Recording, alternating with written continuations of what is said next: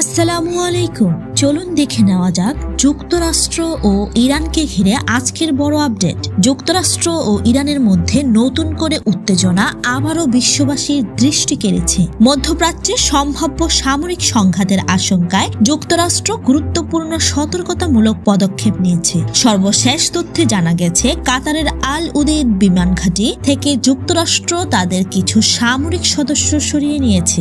এই ঘাঁটিটি মধ্যপ্রাচ্যে যুক্তরাষ্ট্রের অন্যতম বড় ও কৌশলগত সামরিক ঘাঁটি হিসেবে পরিচিত।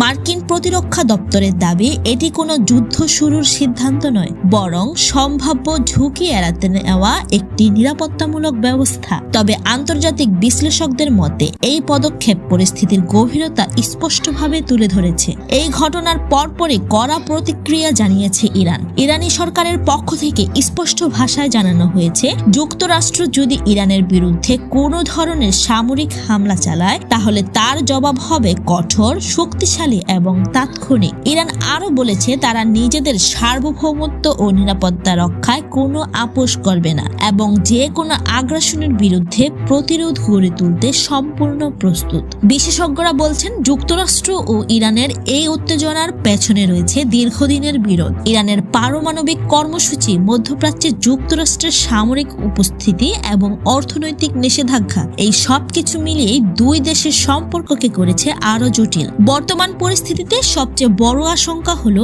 এই উত্তেজনা যদি সরাসরি যুদ্ধের রূপ নেয় তাহলে তার প্রভাব শুধু এই দুই দেশেই সীমাবদ্ধ থাকবে না, পুরো মধ্যপ্রাচ্য অঞ্চল জুড়ে ছড়িয়ে পড়তে পারে চরম অস্থিরতা। বিশেষ করে বৈশ্বিক তেল সরবরাহ, আন্তর্জাতিক অর্থনীতি এবং বিশ্ব নিরাপত্তা ব্যবস্থায় পড়তে পারে মারাত্মক প্রভাব। এই কারণেই বিশ্বের শক্তিধর দেশগুলো এখন পরিস্থিতি নিবিড়ভাবে পর্যবেক্ষণ করছে। এদিকে সংঘাত এড়াতে কূটনৈতিক তৎপরতাও জোরদার হয়েছে। মধ্যপ্রাচ্যের কয়েকটি দেশ যুক্তরাষ্ট্র ও ইরানের মধ্যে উত্তেজনা কমাতে মধ্যস্থতার চেষ্টা চালাচ্ছে, তবে এখন পর্যন্ত কোনো চূড়ান্ত সমাধানের ইঙ্গিত মেলেনি।